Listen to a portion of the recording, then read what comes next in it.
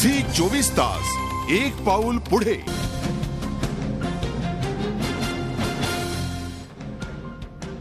आणि या क्षणी एक ब्रेकिंग न्यूज येते आहे। MSV युसुफीवरील सॅटेलाइट फोन गेले कुठे? कुणाशी साधला खलाशांनी संवाद? का फेकून दिले जहाजावरचे सॅटेलाइट फोन? असे अनेक प्रश्न सध्या उपस्थित झालेले आहेत।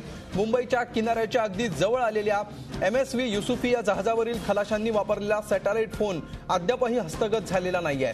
त्यामुळे या जहाजावरून नेमका कुणाशी आणि कुठे संवाद साधण्यात आला याची माहिती मिळू शकलेली नाही। त्यामुळे हे जहाज मुंबईच्या किनाऱ्यांची रेकी करण्यासाठी आलं होतं का अशी शंका उपस्थित झाली आहे। हा हायटेक फोन खलाशांकडे कुठून आला? ते त्याचा वापर का करत होते? त्यावरून कुणाशी बोलत होते? याबाबत पोलिसांच्या हाती अद्याप कुठलाच सुगावा लागलेला नाही। 26/11चा हल्ला झाला त्यापूर्वीही किनाऱ्यांची अशीच रेकी केली गेली होती किंवा तस्करीच्या उद्देशानेही रेकी केली गेलेली असू शकते। आता ते सॅटेलाइट फोन आणि त्यावर केलेल्या संभाषणाचा संपूर्ण तपशील हाती लागल्याशिवाय खरं काय ते स्पष्ट होणार नाहीये। या क्षणाची ही अत्यंत महत्त्वाची बातमी आहे। देशाच्या सुरक्षेच्या दृष्टीने ही अत्यंत महत्त्वाची बातमी आपल्याला म्हणायला लागेल। हे सॅटेलाइट फोन गेले कुठे हा प्रश्न निर्माण झालेला आहे, कारण मुंबईच्या किनाऱ्याच्या अगदी जवळ MSV युसुफी हे जहाज आलेलं होतं आणि या जहाजावरच्या खलाशांनी वापरलेला सॅटेलाइट फोन अजूनही पोलिसांना हस्तगत झालेला नाही। त्यामुळे या जहाजावरनं नेमका कुणाशी आणि कुठे संवाद साधण्यात आला होता याची माहिती मिळू शकलेली नाही।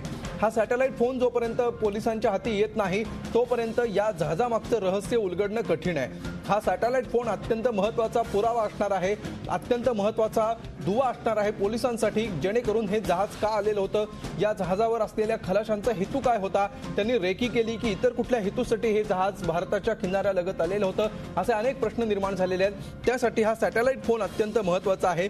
सॅटेलाइट फोनमधून नेमकं काय संभाषण झालेलं होतं आणि संभाषणाव्यतिरिक्त हा सॅटेलाइट फोन कुठल्या कारणासाठी वापरला गेलेला होता, या सगळ्या गोष्टींचा तपशील समोर येणं गरजेचं आहे। पुन्हा मुंबईची रेकी केली जात होती का असाही प्रश्न या निमित्तानं उपस्थित झालेला आहे, कारण मुंबईवर जेव्हा जेव्हा हल्ला झाला त्यावेळी प्रत्येक वेळी समुद्र मार्गेच हा संपूर्ण कट शिजलेला होता। 26/11चे अतिरेकी सुद्धा समुद्र मार्गे आले होते। त्यामुळे हे जहाज मुंबईची रेकी करण्यासाठी आलं होतं की अन्य कुठल्या कारणांसाठी असे प्रश्न निर्माण झाले। आणि याविषयी आपण अधिक माहिती घेऊया। आमचे प्रतिनिधी अजित मांढरे सध्या आपल्या सोबत आहेत। अजित, अत्यंत महत्त्वाचा आणि गंभीर प्रश्न निर्माण झालेला आहे। हा सॅटेलाइट फोन गेला कुठे? काय काय प्रश्न या सॅटेलाइट फोन न सापडण्यामुळे उपस्थित झालेले आहेत आणि काय काय शंका उपस्थित करण्यात येतात? अमोल, ज्यावेळी हे MSV युसुफी नावाचं जहाज जे होतं ते मुंबईच्या समुद्र किनाऱ्यापासून अवघ्या 22 किलोमीटर अंतरावर हे जहाज कोस्टगार्डने पकडलेलं आहे। मुळात हे जहाज सुरक्षा यंत्रणा तोडून आतमध्ये घुसलं कसं यावर मोठे प्रश्नचिन्ह निर्माण झालेले आहेत। पण सर्वात महत्त्वाचं म्हणजे या संपूर्ण प्रकरणामध्ये जे सॅटेलाइट फोनद्वारे हे जे जहाज ट्रॅक झालं होतं ते सॅटेलाइट फोन कुठे आहेत यावर पोलिसांना, नेव्हीला किंवा कोस्टगार्डला कोणालाच काही माहिती नाहीये। ज्यावेळी नेव्हीचं आणि कोस्टगार्डचं जे गस्त नौका आहे ते या जहाजाजवळ पोहोचल्या होत्या त्याच्या आधी या जहाजातील लोकांनी किमान 4 ते 5 सॅटेलाइट फोन आणि 10 ते 12 मेलेल्या बकऱ्या समुद्रामध्ये टाकल्या होत्या आणि याचबरोबर आणखीन काही वस्तू त्यांनी समुद्रामध्ये टाकल्या होत्या। तर या वस्तू नेमक्या काय होत्या आणि ते जहाज या ठिकाणी का आलं होतं? कारण का आपले जे एक्सपर्ट आहेत त्यांच्या म्हणण्यानुसार सिगारेटची जी तस्करी असेल किंवा बकऱ्यांची जी तस्करी असेल त्याकरता सॅटेलाइट फोन वापरणं हे कुठे पचत नाहीये। हे कुठे एक असं वाटत नाही की फक्त त्या सिगारेट आणि जी बकरी आहेत त्यांची तस्करी करण्याकरता सॅटेलाइट फोन वापरले गेले होते। पण मुळात जे नेव्ही आहेत ते या निष्कर्षावर पोहोचलेले आहेत की ही जी बोट आली होती हे तस्करीच्या नावाखाली सागरी सुरक्षेची जी संपूर्ण रेकी आहे ते करण्यासाठी आले होते।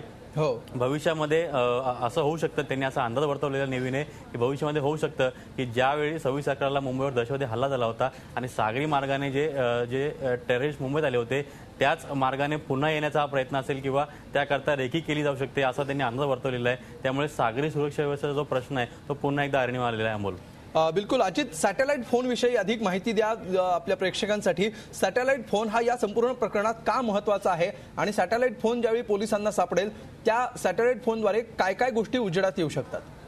मुळात अमोल, ज्यावेळी हे जहाज मुंबईच्या जे पोर्ट झोन आहे त्या एरियामध्ये आल्यानंतर सॅटेलाइट फोनच्या सहाय्यानेच हे जहाज इंटरसेप्ट झालं होतं. हे जहाज जे NTR आहे त्यांच्या रडारवरती आलं होतं आणि त्यानंतर हे जहाज अननोन आहे किंवा हे अवैध मार्गाने जे समुद्र आहे तिथे आलेले असं जे NTR लोकांना कळलं. त्यांनी ताबडतोब ज्या नेव्ही आणि कोस्टगार्डच्या गस्त नौका आहेत त्या ठिकाणी पाठवलेल्या, पण सॅटेलाइट फोन त्यांना मिळाला नाहीये. त्यामुळे त्यांना कळू शकलेलं नाही की सॅटेलाइट फोनद्वारे हे नेमके कोणाशी संभाषण करत होते आणि काय संभाषण होतं.